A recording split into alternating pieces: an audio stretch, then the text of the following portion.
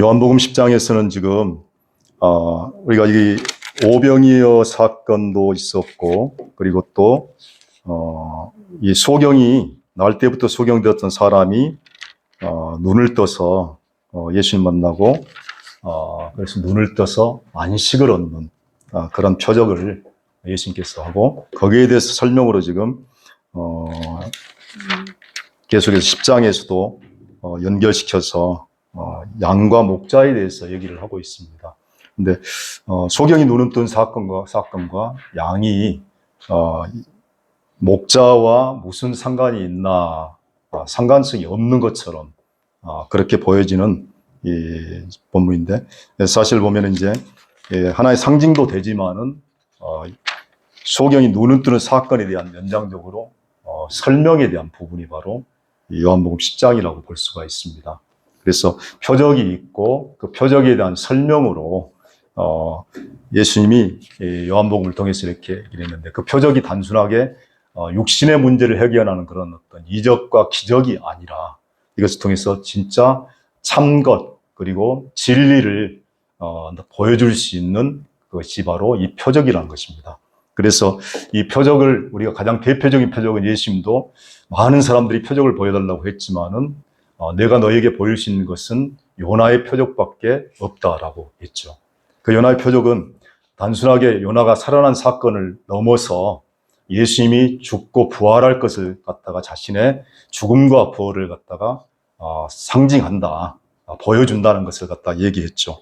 그래서 예수님이 이 육신적으로 태어날 때부터 맹인이 되었던 이 사람의 눈을 뜨는 기적을 보여줌으로 인해서 실질적으로 보여주고 싶었던 것은, 우리가 날 때부터 눈이 멀었고 날 때부터 사단에게 어둠 속에 눈 멀어서 보지 못하는 영적인 맹인이었는데, 우리가 예수님을 통해서 눈을 뜨게 됐다는 것을 보여주는 것이라는 것입니다. 그것이 바로 11장에서는 다시 부활을 통해서 다시 나사로가 죽었다 살아나는 부활의 사건과 연결되면서, 그것이 바로 우리 존재가 바로 죽었다가 살아나는 존재가 됐다는 것을 보여주는데, 이 새 존재가 됐다 하는 것이 새 사람이 되었다, 그리고 하나님의 생명을 가졌다 하는 것이 바로 이 영적인 눈을 감았던 사람들이, 맹인이 되었던 사람들이, 날 때부터 어둠에 붙잡히고 맹인이 되었던 사람들이 눈을 떠서 하늘나라를 보게 된 그런 존재가 됐다는 것을 말하고 있는 것이죠. 그래서 요한복음에서 10장에서 이제 그 40절에서도 보면은 바리새인 중에 예수와 함께 있던 자들이 이 말씀을 듣고 가로되 우리가 소경인가, 그리고 예수께서 가라사대 너희가 소경되었다면 죄가 없었으려니와 본다고 하니 너희가 죄는 그제 있느니라. 그래서 보는 자들은 소경이고 보지 못하는 자들은 오히려 본다라고 할, 예수님이 이렇게 역설적으로 말을 했죠. 그래서 실질적으로 보지 못하는 사람들은 이 바리새인들을 얘기하고 있는 것이죠. 보는 사람들은 실제로 자기들은 알고 본다고 하는 사람들인데, 그 사람들은 실제로 보지 못하고, 그리고 실제로 보지 못한다고 눈을 감았던, 그리고 맹인이라고 했던 사람들은 실제로 영적으로 눈을 떠서 본다라는 것을 갖다 얘기를 해준 거죠. 그래서 10장에서 이제 이 양을 얘기할 때 목자와 양을 얘기를 하고 있습니다. 근데 양은 사실 눈이 어두운 짐승이거든요. 그렇죠. 그러니까 10장에서 얘기하고 있는 이 양을 얘기하면서, 이 양에 대해서 눈이 어두운 짐승인데, 이 눈이 어두운 짐승에게 필요한 것이 바로 목자입니다. 그래서 이 10장에서 이제 양을 얘기하고 목자를 얘기하는 이 내용 속에 뭐가 있냐면, 실질적으로 눈이 어두운 양이 목자가 필요해서 실질적으로 예수님의 인도를 받는 그런 양이다라는 것을 얘기를 하고 있습니다. 그래서 십자가의 그 양의 우리의 문으로 들어가지 아니하고 다른 데로 넘어가는 자는 절도며 강도다. 근데 예수님은 양의 우리의 문으로 표현을 했습니다. 그래서 예수님이 문이고 이 문으로 들어오지 아니하고 다른 데로 들어온 담 넘어온 자는 다 강도란 것입니다.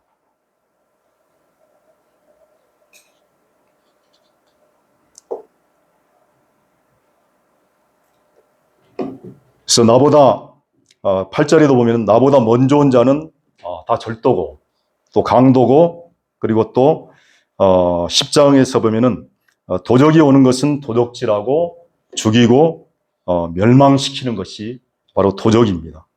그래서 예수님이 오신 것은 오히려 내가 생명을 얻게 하고 더 풍성히 얻게 하는 것이 바로 예수님의 오신 목적이죠. 그래서 예수님이 오신 것은 우리에게 생명을 주고 생명을 더 풍성히 얻게 하는 것인데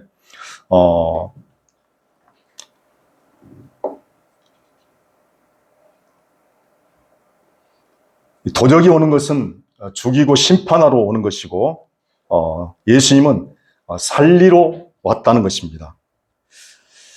그래서 예수님이 생명을 주셨다는 것은 이 생명은 우리를 살렸다 하는 얘기가 되고요. 또 그리고 이 생명을 통해서 우리에게 더 풍성히 얻게 하려는 예수님이 오신 목적인데 이 생명이 우리가 부활의 생명을 얘기할 수도 있습니다. 그리고 이 부활의 생명 속에 실제로 이기는 생명도 우리가 포함되어 있죠. 그래서 부활 속에는 사단을 이기고 어둠을 이기고 그리고 죽음을 이긴 이 부활의 생명, 승리의 생명도 있지만은 요한복음을 우리가 살펴보면은 사실 어린 양의 생명을 얘기하고 있다는 것을 이렇게 볼 수가 있습니다. 그 어린 양의 생명이죠. 그래서 우리가 예수님을 통해서 예수님이 우리를 오셔서 우리를 살리시고 그리고 또 우리에게 생명을 주셨는데 생명을 풍성하게 하기 위해서 오셨는데 그 생명은 제로 예수님의 어린 양의 생명을 우리가 풍성히 살고 누릴 수 있도록 그렇게 예수님이 오셨다는 것을 얘기해 주고 있다는 것입니다. 그래서 요한복음 10장에서 예수님이 실제로 오신 것은 심판을 오신 것도 아니고 그래서 물론 심판을 대해서 얘기하고 있죠. 그러나 그 심판은 실질적으로 예수님이 심판하러 오지 않았다고 말씀하셨고 또 심판도 본인이 직접 하지 않으시고 아버지께서 내게 하신 말씀이 심판할 것이다 라고 얘기를 했죠. 그래서 예수님이 실질적으로 심판의 목적이 아니고 정말 우리를 살리기 위해서 우리에게 생명을 풍성히 주기 위해서 그분이 하나님의 생명이 되고 또 하나님의 제물이 되고 그래서 요한복음에도 세상 죄를 지고 가는 하나님의 어린 양이로다. 1장 36절에 그렇게 얘기했죠. 그래서 이 어린 양의 생명을 갖다가 얘기하고 있다는 것입니다. 그러면은 예수님이 죽이고 심판을 오신 것이 아니고 우리를 살리기 위해서 오시고 생명을 주시고 생명을 더욱더 풍성히 누릴 수 있도록 우리에게 오셨는데 그래서 요한복음에서는 이 생명이 하나님의 생명이고 또 질적으로 다른 생명이고 또 하늘의 생명이고 그래서 영원한 영생, 영원히 사는 생명이라고 말할 수 있지만 사실 이 생명이라는 자체가 영원히 산다는 개념보다도 질적으로 다른 생명이죠. 이전의 아담의 생명과는 전혀 다른 생명. 그래서 하늘에서 난 생명이고 하나님 속에 있었던 그 생명이 예수님을 통해서 우리에게 부어진 생명이기 때문에 그 생명이 우리 속에 풍성한데 사실 이 생명이 그래서 부활하신 우리가 새 사람이 되었다 하는 것은 부활의 생명으로 다시 우리가 태어났다는 것입니다. 그런데 그 부활의 생명이 단순하게 우리가 사자와 같은 이기는 생명뿐만 아니라 진정한 생명은 어린 양의 생명에 있다는 것입니다.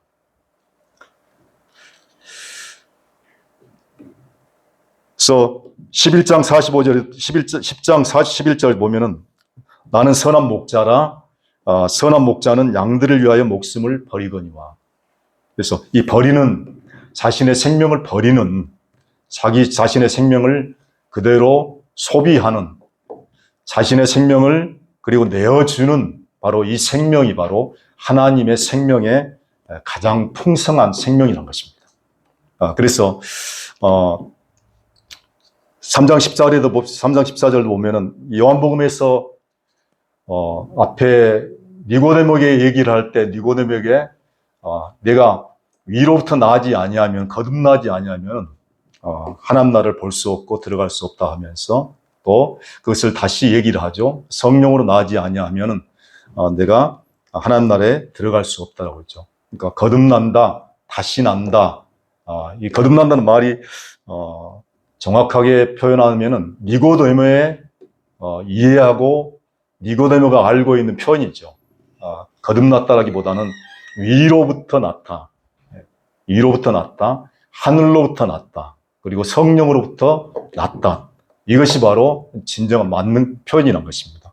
그러면서 예수님이 모세가 광야에서 뱀을 든 것 같이 인자도 들려야 하리라고 얘기했잖아요.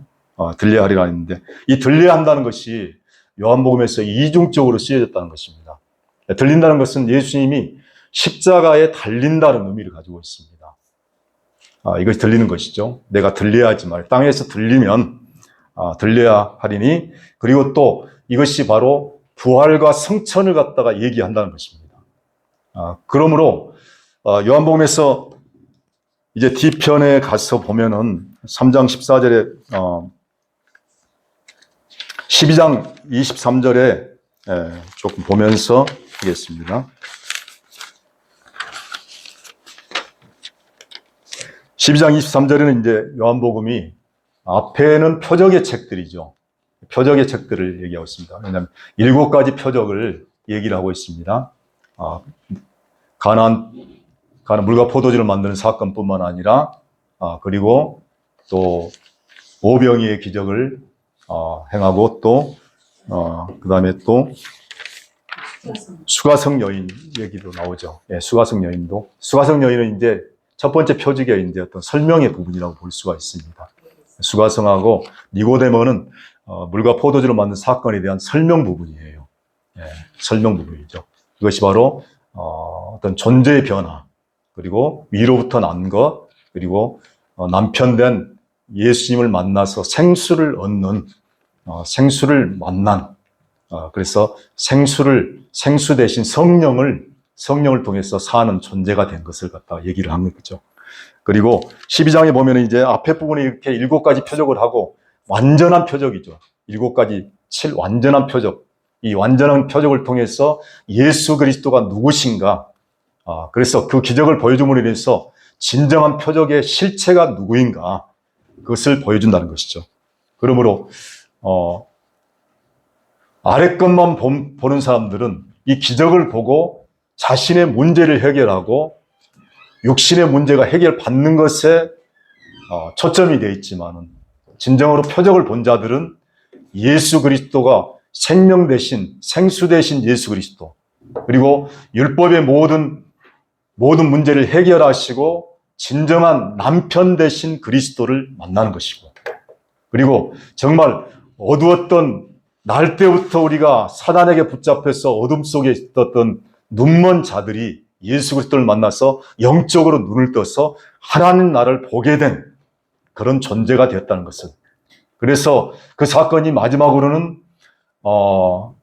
나사로가 부활하듯이 죽어서 진정으로 부활한 새로운 존재가, 부활의 생명을 가진 존재로 그렇게 되었다는 것을 갖다가 보여주는 것이 바로 누구를 통해서요? 예수 그리스도를 통해서 그렇게 됐다는 것을 보여주는 것이 바로 이 7가지 표적입니다. 그래서 7가지 완전한 거죠. 완전한 표적을 보여주는 것이죠.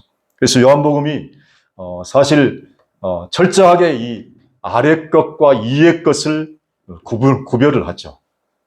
그래서 우리는 날 때부터 아래에서 태어났고 아래 세상에서 바라봤고, 그래서 장대 높은 모세가 뱀을 달려서 높여 올려서 봤을 때 사람들은 쳐다보면 살리라 했죠. 위에 쳐다보면 사는 거죠. 위의 것을 바라보고 위의 것을 통해서 살아나는 것인데, 여전히 아래 것 물려있지만 아래 땅을 보고 그 문제 그 아래에서 해결하려고 모든 해결책을 구하는 것이 바로, 그래서 고통과 절망과 죽음 가운데 살 수밖에 없는 그런 존재가 바로 우리 존재였잖아요. 그러나 그런 존재가 위의 것을 바라보기만 한다면, 그것을 위에 달린 그 장대를 바라보기만 한다면, 그래서 위에 있는 그 뱀, 독이 없는 그 뱀을 보는 것이 바로, 독이 없는 뱀이 바로 예수 그리스도죠. 예수 그리스도, 그분을 바라보면 세상에 물렸던 독으로부터, 모든 사망으로부터, 사망의 독으로부터, 죽음의 독으로부터 살아나서 그리고 새로운 세상에 들어가는 하나님의 영원한 생명 속에 참여하는 그런 존재가 된다는 것입니다.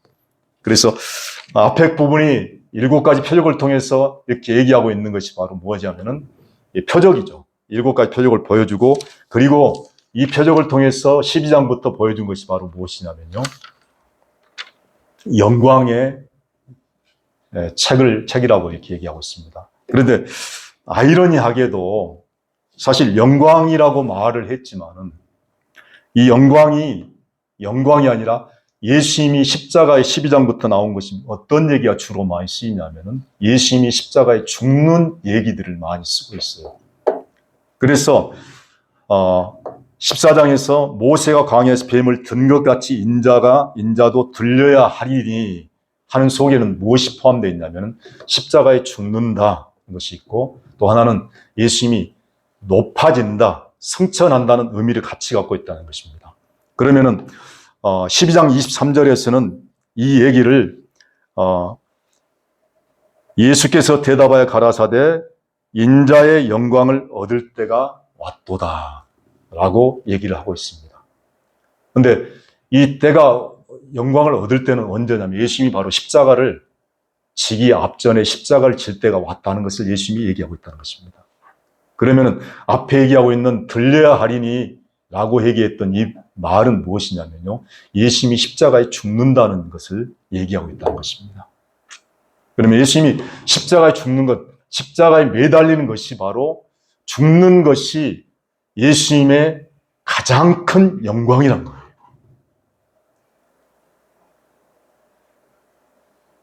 약해지고, 그리고 자신을 포기하고 자신을 내어주는 것이, 이것이 바로 예수님이 가장 큰 영광이란 것입니다. 그래서 24절에도 내가 진실로 진실로 너에게 이르노니 한 알이 미리 땅에 떨어져 죽지 아니하면 한 알 그대로 있고 죽으면 많은 열매를 맺느니라. 이것도 예수님이 자신의 십자가에 죽을 것을 갖다가 자신의 죽음을 통해서 많은 열매를 맺을 것을 갖다가 얘기를 해주고 있는 것이죠. 그리고 12장 32절 보니까 내가 땅에서 들리면 모든 사람을 내게로 이끌겠노라. 예수님이 실질적으로 십자가에 죽으시고 부활하셔서 많은 사람들을 이끌었죠. 많은 영혼들을 이끌었습니다. 하나님께로 이끌어왔습니다. 그래서 이 죽음이 예수님의 영광이라고 요한복음에서 이렇게 우리에게 얘기합니다. 우리가 높아지고 우리가 정말 승리하고 그리고 우리가 잘 되는 것이 영광이라고 생각하는데, 실제로는 예수님의 요한복음에서 얘기하고 있는 이 영광은 정말 자신을 버리고 자신을 포기하고 자신을 남을 위해서 자신의 목숨을 내어준 이 십자가가, 죽음이 바로 예수님의 영광이란 것, 하나님의 영광이란 것입니다.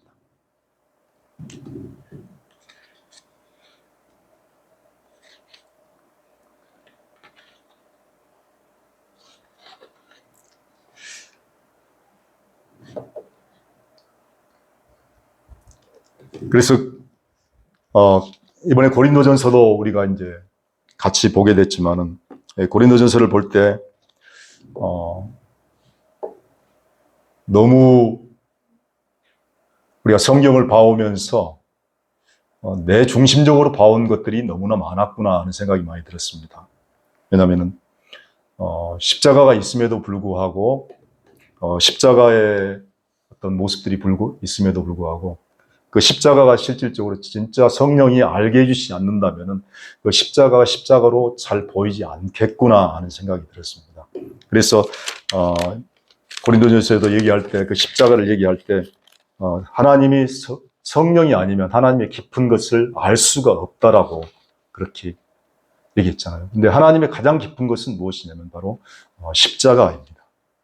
그래서 아까 생명을 얘기했지만은 그 생명을 우리가 하나님이 예수님이 자신이 제물이 되어서 우리를 살리셨지만은 그리고 우리를 살리시고 진정한 하나님의 생명을 우리에게 누릴 수 있도록 우리에게 오셨지만은 그 생명이 진짜 생명은 우리가 이기고 우리가 정복하고 하는 생명도 물론 포함되어 있습니다. 그런데 진정으로 예수님이 자신을 들여서 다른 사람들 살리는 것이 바로 진정한 생명이라는 것입니다. 이번에 그래서 그런 얘기도 했잖아요. 강유신 목사님이 성경을 정말 많이 하시잖아요. 이 성경책을 만들었으니까 이 성경책을 만드는데 100억 가까이가 들었다고 하잖아요. 100억 가까이 들었고 또 40년 동안 거의 다른 것은 아무것도 하지 않고 이것만 이렇게 오셔가지고 만들어 놓은 것이 이제 산물인데 이렇게 만들어 놨어도 알아주는 사람이 지금까지 없었어요. 그러니까 몇몇 사람들만 이걸 사용하고 거의 사람들이 알지를 못했잖아요. 그런데 이 성경을 이제 와서 이 세미나하고 이 은혜의 말씀이 선포되고 그래서 이것을 하면서 2년 전부터 이 성경이 알려지게 된 거죠. 그래서 강유신 목사님이 지금 제일 행복해하는 이유는 뭐냐면요. 이때까지 자기 전 재산을 다 털고 전 시간을 들여서 이 성경책 하나 매달리면서 만들었는데 알아주는 사람이 한 사람도 없었는데 이제 와서 이 성경책을 알아주는 사람이 있잖아요. 그러니까 너무 행복해하고 자기 가진 게 아무것도 없고 지금 강유신 목사님 자기 전 재산 다 털었지만은 그나마 지금 할 수 있는 게 뭐냐면 이 성경 만들고 남은 종이만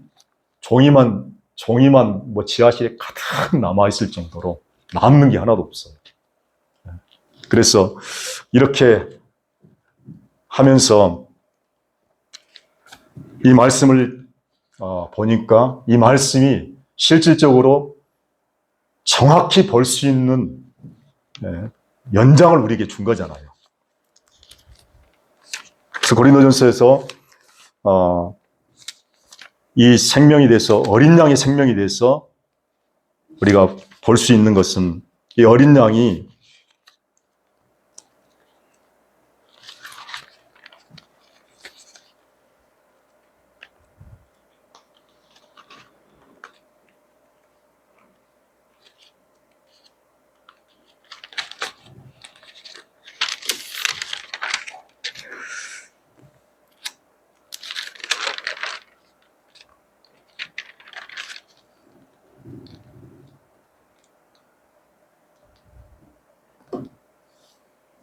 그 십자가를 하나님의 능력이라고 이렇게 보십니다. 십자가에 못 박힌 그리스도를 정말 다윗 사도가 전하고 그것이 바로 하나님의 능력이고 하나님의 지혜라는데 사실 십자가처럼 미련한 것이 없거든요.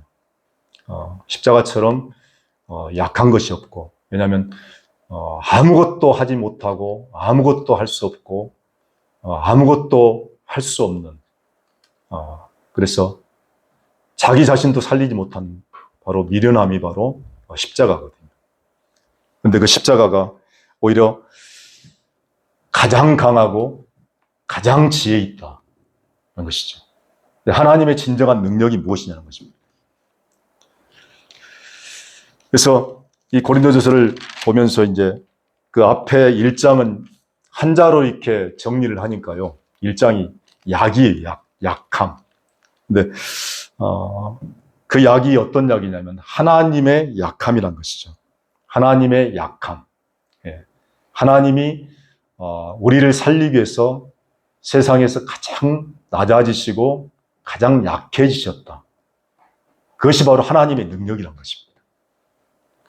그리고 2장에서는 또 한자로 이렇게 얘기를 했는데요. 한자는 영이라고 이렇게 했습니다. 성령을 얘기를 했는데 그 다음에 3장을 한 장으로 줄이면은 터로 이렇게 얘기를 했습니다. 그래서 4장은 또 본 이렇게 정리를 해볼 수 있습니다. 그래서 사실 1장부터 4장까지가 고린도전서의 가장 중요한 부분이고 이 4장까지 이렇게 다 이해가 되면은 고린도서 전체를 갖다 이해할 수 있는 내용이 바로 1장부터 4장까지입니다. 그래서 고린도서 전체 구조가 보면은 1장 4장까지가 가장 중요한 부분이고 이 전체를 이해하면은 나머지 부분을 다 이렇게 다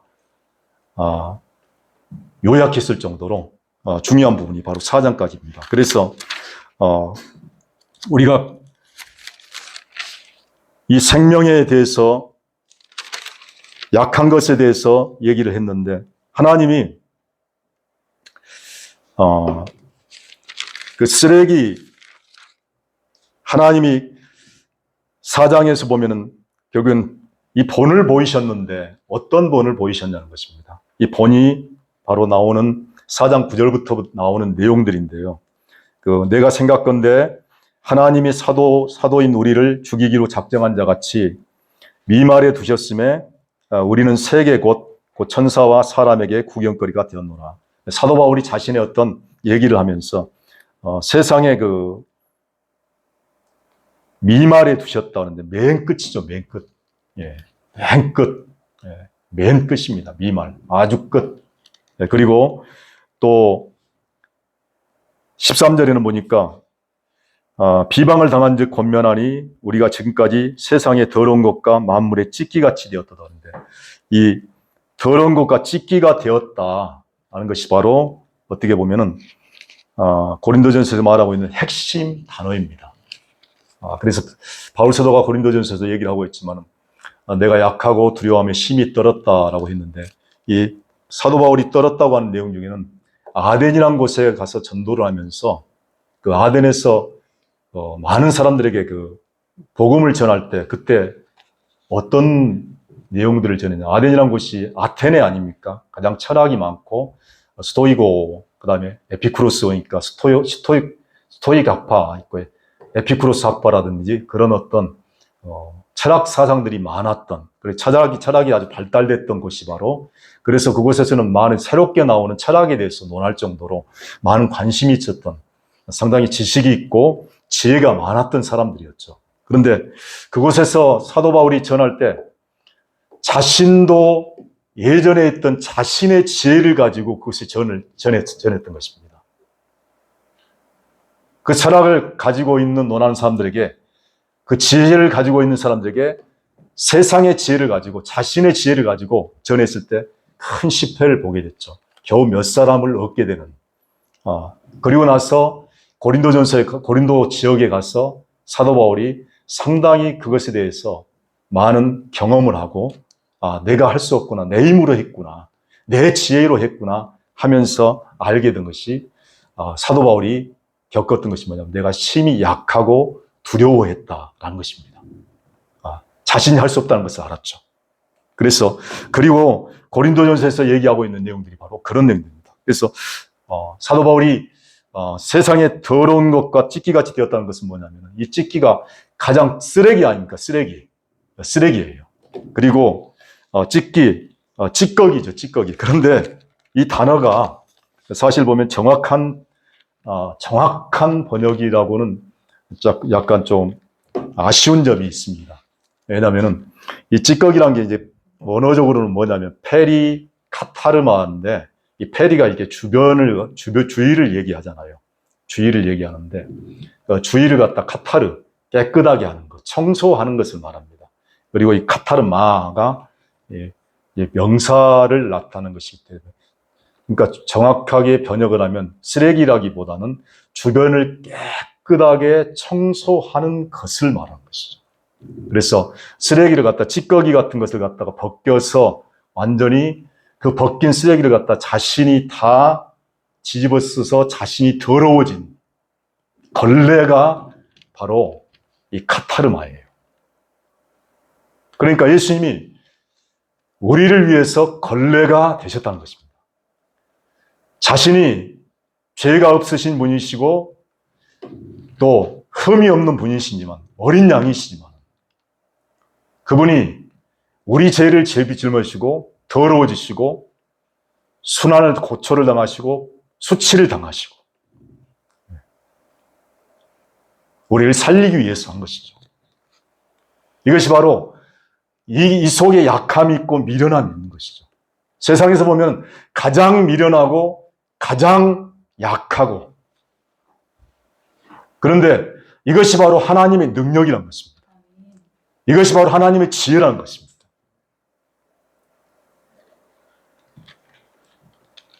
조금 보면은 우리가 하나님의 사랑을 바보 같은 사랑이라고 말할 수 있습니다. 그렇죠. 세상은 자기를 위해서 사랑하고 목숨을 내어줄지라도 어떻게 보면 그 속에는 자기 중심성이 있거든요. 이타적인 것이 없습니다. 항상 자신을 위해서 불에도 내어줄 수도 있습니다. 그렇죠. 우리가 한국에도 많은 의사들이 있었지만 어떻게 보면 그 속에는 진정한 하나님의 사랑이 아니라면 자신의 의의가 없을 수가 없거든요.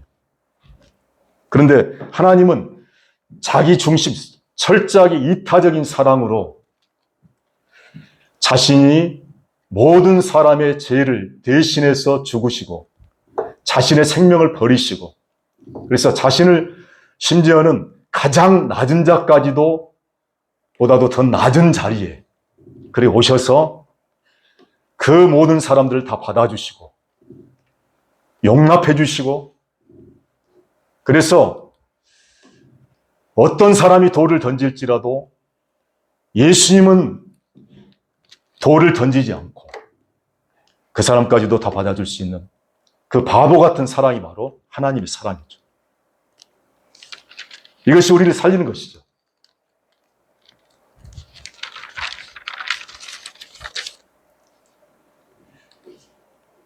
그래서 고린도전서에 이런 찢기 같은 것을 얘기하면서 이 고린도전서에 분열이 있지 않습니까? 분열이 있는데 왜 분열이 있었냐면 사실 자신들이 높아지고 하는 자가 하는 그런 마음들이 있었기 때문에 분열이 생기는 것이거든요. 원래 고린도 교회는 세상에 미련하고 약하고 가진 것이 없는 사람들이었습니다. 그런데 이들이 예수님을 통해서 정말 부요한 자가 되고 그리고 많은 지혜를 얻고 그리고 많은 하나님의 선물을 받고 은혜를 받아서 어떻게 보면 그걸 통해서 상당히 높아진 사람들이 많이 있었어요. 그 중에 뭐가 있었냐면 은사를 가진 사람들이었죠. 그래서 8장에는 지식이 있습니다. 엄청난 지식들이 있었고 지혜가 있었고 영적인 지혜가 있었고 영적인 지식이 있었고요. 그리고 10장, 그래서 지식은 교만하게 하고 사랑은 덕을 세운다. 이 사랑. 그리고 12장에서는 은사에 대해 하는데 엄청난 은사들이 있었죠. 은사들이 있었는데 그 은사를 통해서 많은 사람들이 자신을 드러내는 일들을 할 수밖에 없었죠. 그래서 내가 더 높다, 내가 더 신령하다, 내가 더 믿음이 좋다, 내가 더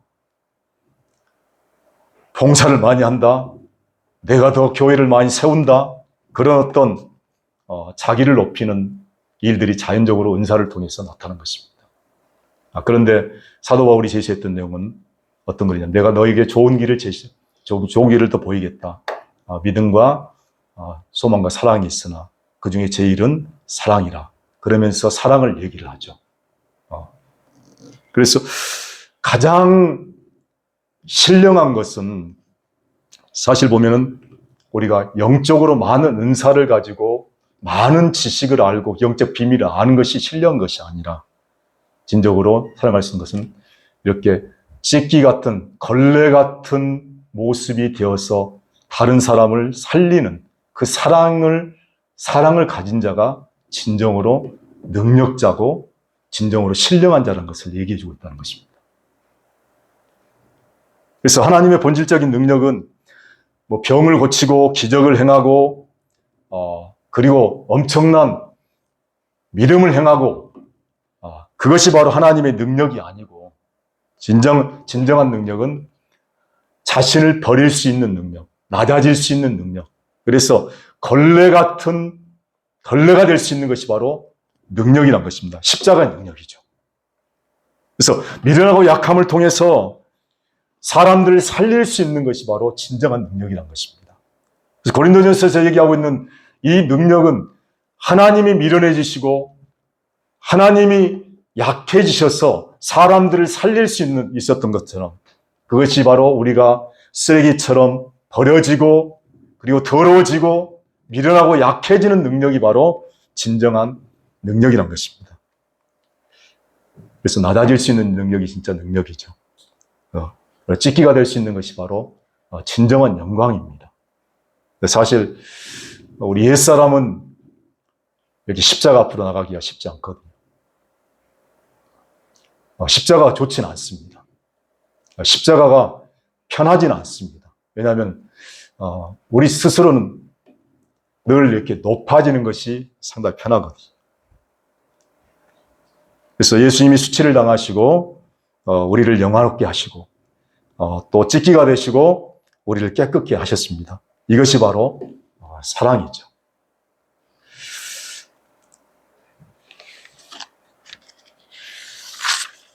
이 생명이 바로 풍성한 생명이라는 것입니다. 이것을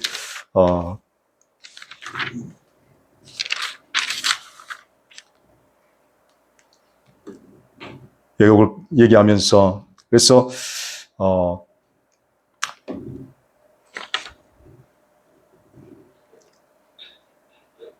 문지기가 이제 문을 열고 들어갑니다. 들어가면은 양이 그 문지기의 양의 목자의 음성을 듣고 이제 나오게 되는데 그가 자기 양의 이름을 불러 인도하여 낸다고 합니다. 목자가 우리에 들어가면은 문을 열어주는 사람이 문지기죠. 그 문지기가 있고 양이 목자의 음성을 듣고 불러내면은 각각 이제 우리 밖으로 나오게 되는데 우리가 진정한 목자의 음성을 듣는 자가 바로 양입니다. 사자는 양의 음성을 들을 수가 없어요. 이 양은 원래 날 때부터 눈이 상당히 어둡지 않습니까? 그래서 귀가 상당히 발달되어 있습니다. 눈이 어두운 대신에 귀가 밝아서 귀로 듣고 분별하는 것은 상당히 뛰어나요.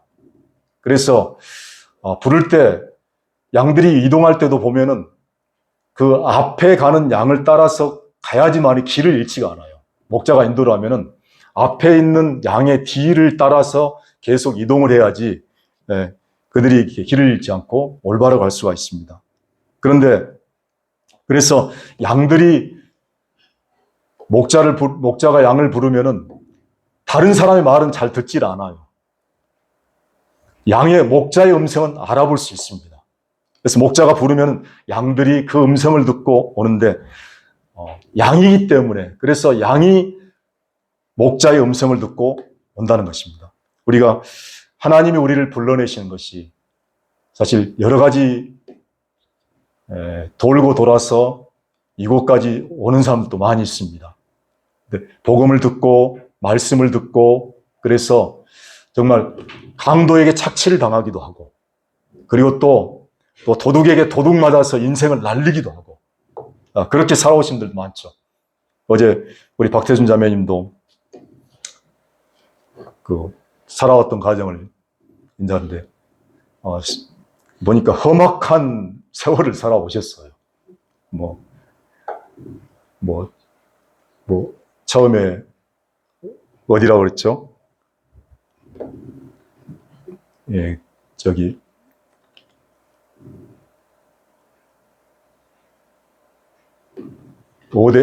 오대양 사건에 연루되었던 곳에 들어가기도 하고 또 그 다음에 거기서 나와서 또 저기 또 구원파에서도 이렇게 있고 그러면서 많은 세월 동안 정말 이렇게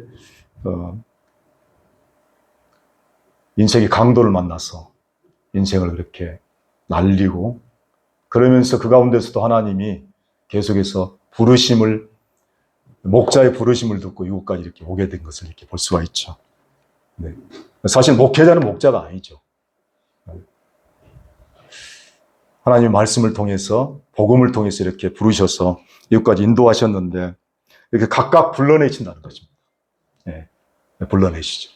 불러하고, 하나님이 불러주시고, 인도하시고. 그래서 자기 양을 다 내온 후에 앞서가면 양들이 금성을 아는 거로 따라오는 것이죠. 예. 그래서 예수님은, 목자 되신 예수님은 몰아가지 않습니다. 예, 몰아가지 않고, 또 그리고 양을 잡아먹지 않죠. 목자는. 양을 탈취하지 않습니다. 그리고 양을 인도하죠. 요한복음에서도 보면은 마지막에 베드로가 내가 나중에 어떻게 되겠냐고 하니까 예수님이 네가 나중에는 젊었을 때는 네가 마음대로 다니지만은 나중에는 띠를 띠고 이끌려 다니게 될 것이다 라고 했죠. 그것은 바로 성령이 이끌려 살 것을 얘기를 하고, 그리고 또 정말 주님의 인도를 받으며 살 것을, 주님의 이끌려서, 이전에는 자기 마음대로 살았는데, 자기가 하고 싶은 자신이 인생을 이끌어 살았는데, 이제는 예수님 만난 이후에는 자신이 이끌려 살 것을 갖다 얘기를 하고 있는 것입니다. 그래서 목자의 인도를 받고 성령의 이끌림을 받아서 사는 삶. 그래서 자신이 인생의 주인이 되지 않고, 그래서 주님이 이끄는 대로, 성령이 이끄는 대로 끌려가는 삶. 그것이 바로 베드로의 삶이었습니다.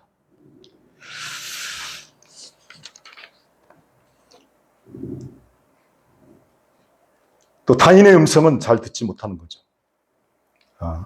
그래서 내어놓은에 앞서가면은 양은 따라가고, 그래서 따라가는데 무엇을 따라가느냐? 말씀을 따라가는 것이죠. 말씀을 따라가고, 이 복음의 말씀을 따라가고, 그리고 은혜의 말씀을 따라가고, 또 정말 주님이 우리에게 오셔서 우리 속에 사시고, 우리를 통해서 우리 안에 함께 연합되어서 주님이 내 안에 항상 살아계시고, 그를 통해서 나를 통해서 사시고, 나를 통해서 나타나시고, 나를 통해서 주님이 자신을 보여주는, 자신을 온전히 나타내는, 그래서 하나님의 형상으로 살 수 있도록, 그래서 그 주님을 온전히, 주님이 가신 길을 그대로 따라갈 수 있는 삶이, 그 주님이 가신 길을 그대로 인도해 주는, 그래서 우리가 주님이 죽을 십자가에 가신 십자가를 우리가 함께 가게 되고, 주님이 부활하신 그 부활에 함께 참여하게 되고, 그리고 주님이 승천하신 그 승천에 우리가 참여하게 되고, 그것을 바로 주님이 인도하시는 것입니다.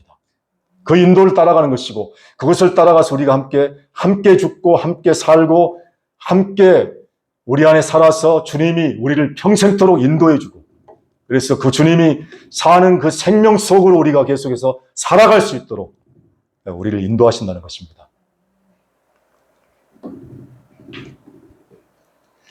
그래서 양은 할 수 있는 게 아무것도 없잖아요. 양이 할 수 있는 것은 사실 아무것도 없습니다. 털을 깎을 수도 없고, 또 먹는 것들도 목자가 인도해 주지 않으면 먹을 수도 없고, 그리고 하다못해 귀에 벌레가 들어가 있어도 벌레를 파낼 수도 없어요. 그래서 양이 불러서 인도하면, 필요할 때는 푸른 초장에 인도해 주고, 그리고 또 때가 되면은 실만한 물가루도 인도를 해주고, 또 때가 되면 털도 깎아주고. 사실 보면 양처럼 더러운 짐승이 없어요. 왜냐하면 자기 자신이, 눈이 어두우니까요, 더러운지 어쩐지도 잘 몰라요. 그래서 이사야에서 말씀도, 우리는 다 양 같아서 그릇 행하여 각기 제 길로 갔다는 거죠. 그게 우리의 모습입니다. 우리가 바로 양인 거죠. 양이 똑똑하면요, 양이 아니에요. 무리 중에 보면 염소는 상당히 똑똑하거든요. 염소는요, 자기가 알아서 다 풀 찾아가고요, 눈이 밝으니까, 이따가 풀 찾아가서 먹고, 그 다음에 뭐 벼랑에도 가고 언덕에도 가고, 그래서 자기가 다 알아서 찾아서 할 수 있어요. 그러나 양은 아무것도 할 수 없는 게 바로 양입니다. 정말 미련하고, 정말 약하고, 그래서 절대적으로 목자의 돌봄이 있어야지만이 살 수 있는 것이 바로 양이란 것입니다.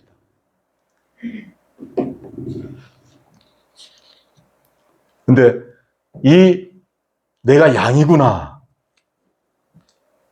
이것을 아는 것이 바로 우리가 목자를 신뢰하는 것이 되는 거죠. 내가 약하구나, 내가 부족하구나, 내가 미련하구나, 이 약함 속에 있는 것이 바로 가장 하나님께 봤을 때는 또 완전한 것이 될 수 있죠.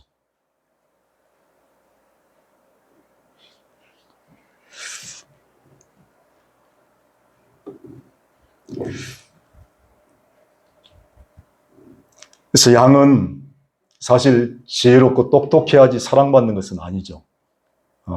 오히려 강함으로 사랑받는 것이 아니고, 잘나서 사랑받는 것이 아니고, 정말 미련하고 약하기 때문에 목자의 사랑을 받는 것이고, 목자의 돌봄을 받는 것이죠. 그래서 또 이 양이 사실 목자를 위해서 양이 존재하고, 또 목자도 양을 위해서 존재하는 것입니다. 서로가 서로를 위해서 존재하는 관계예요. 그러니까 목자와 양의 관계는 어떤 관계냐면, 우리가 양이 목자를 위해서만 존재하는 관계가 아니고 서로가 서로를 위해서 존재하는 것입니다. 그래서 목자는 양을 보호해 주기도 하고, 또 양을 잡아먹진 않지만은 양이 목자를 위해서 자신의 모든 것을 갖다가 주기도 합니다. 털을 주기도 하죠. 그리고 또 살을 주기도 하고 가죽을 주기도 하고.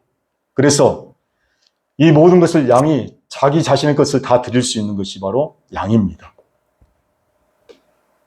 그리고 목자는 자신의 생명을 드렸죠. 자신의 모든 것을 들여서 양에게 줬습니다. 그러므로 서로가 서로를 위해서 주는 관계가 바로 양과 목자의 관계입니다.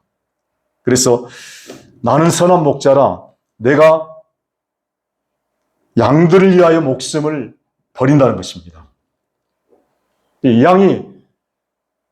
목자는 양을 잡아먹는 것이 아니고 양이 목자를 위해서 자신의 모든 것을 내어줄 수 있는 관계, 이 서로가 서로를 위해서 서로를 줄 수 있는 관계가 바로 이 목자와 사랑의 관계가 바로 목자와 양의 관계죠. 그래서 하나님과 우리의 관계도 동일한 것이죠.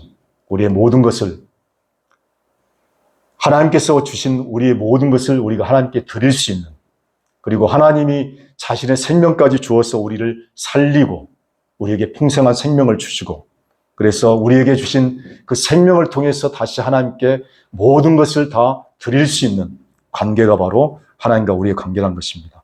그래서 서로가 서로에게 모든 것을 주는 관계라는 것입니다.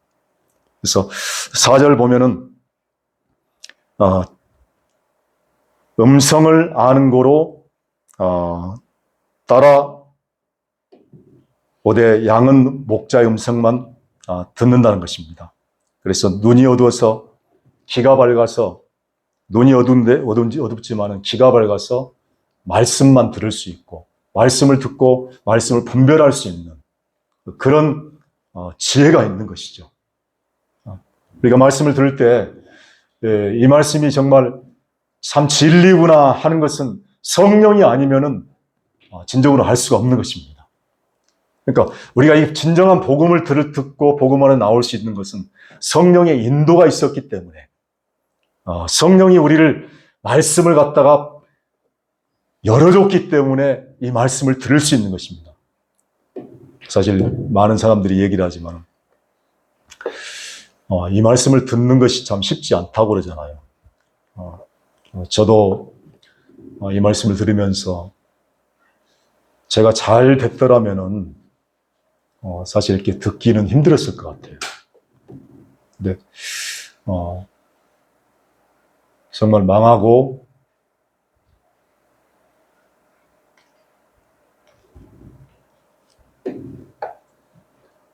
아무것도 없는 그런 상태가 되니까 이 말씀을 들을 수 있었구나 생각이 들더라고요.